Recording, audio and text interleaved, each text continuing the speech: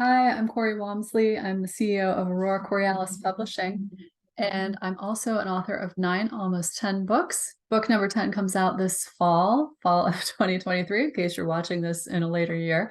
The book is called The Treasures We Seek, and it's my second fiction novel in the recent years. I actually wrote a while ago, changed a lot of things, grown and learned, and my books are a little bit different now.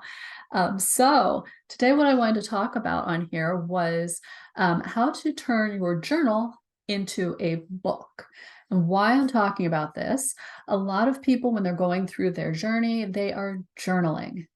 Whether that means just jotting down notes, hey, today was like this, today was like this, or it means sitting down and actually writing about, like, here's this entire step of the process. Here's this entire step of the process. There are a couple different ways that you can do this, but what I wanted to start with is always consider who your audience is and what your purpose is. That's going to help dictate how you're using your journal in your writing. If your audience is looking for some sort of a memoir about your illness, for example, or a memoir about your journey as you were going through a divorce, or a memoir about some other type of journey, then you're going to use a lot more of the journal than you would if you're writing a book that is a little bit more analysis.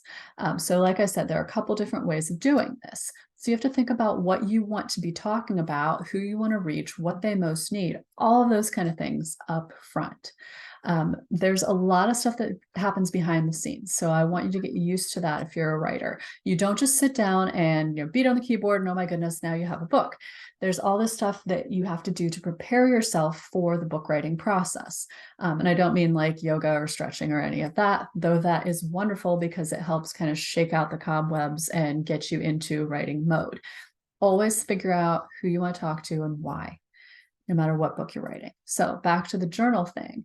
If you are, if you're looking at something that's going to be more of a memoir, obviously it's more of your journal. But on the other end of it, there are some really wonderful things you can do where you're just using pieces of the journal to inspire your writing, or actually taking snippets of it and just putting it right in.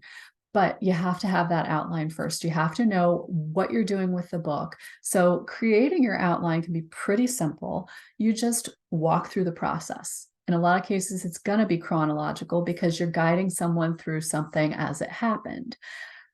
But you don't have to put everything in there. Why is that? Sometimes you're going to find in your journal that there are pieces that aren't completely relevant. So that's why you need to ask questions like, is this going to be important to my reader? Is this something my reader needs to know?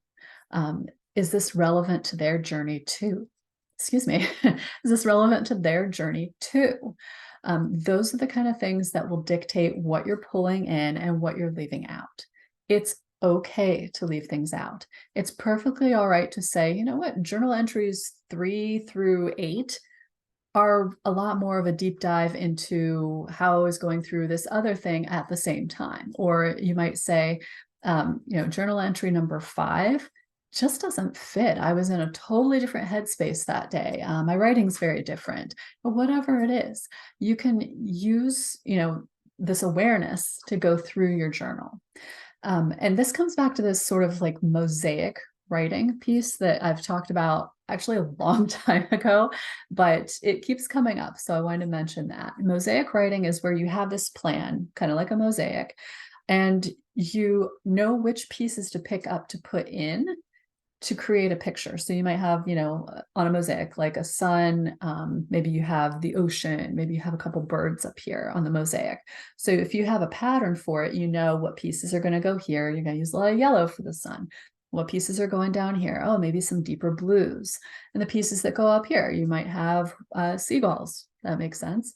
So maybe a lot more white pieces up here for the seagulls. If you're going through your journals, you can actually tag pages with sticky notes or little colored tabs. You can pick those up at Target or wherever. Get some of those colored tabs so you know this is red goes in chapter 1, blue goes in chapter 2, green goes in chapter 3. So you can actually read your journal, get an idea of what's in there, and be able to tag it to put it into your work. So those are just a few tips. if you are working with some journals, because there are plenty of people sitting around with stacks of journals and no idea what to do with them, because a lot of times we don't want to type up, a stack of journals and have that become a book. We want to find some way of using what we've already written in a constructive way so it actually makes sense when we compress it down and get it into a form that you can actually give to someone to read. So if you have questions about that sort of thing, absolutely comment on this video. I'd love to help you out. If you want to talk to me about working on your book, please reach out. We are accepting new clients. I'm working with a handful of people this fall in my coaching programs. I would love to help you get that book out there.